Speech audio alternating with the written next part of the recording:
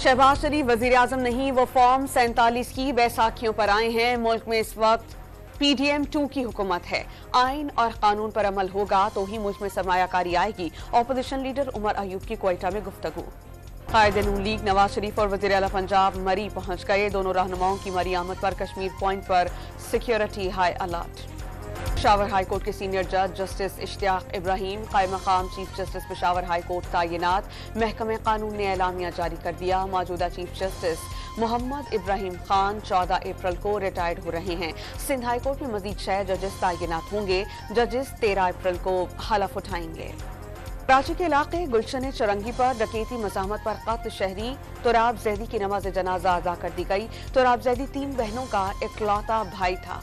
कब तक नौजवान कत्ल होते रहेंगे? मकतूल के वालिदैन का डाकुओं के खिलाफ फैसला कुन एक्शन का मुतालबा।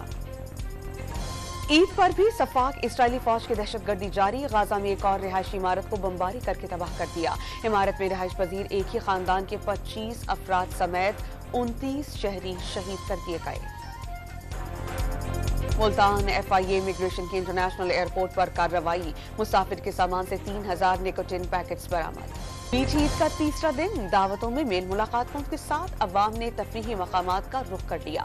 बच्चों की नॉन स्टॉप मौज मस्ती, अपनी ईदी के पैसे उड़ाने में मसरूफ। कराची के साहिलों पर रौनकें। लाहौर के पार्क्स भी सुबह ही से आबाद। मरी और गिलियात में सयाहों के सैर सपाटे। शिमाली वज़ीरिस्तान में ईद उल फितर पर सयाहती मकामात पर रंगारंग मेले।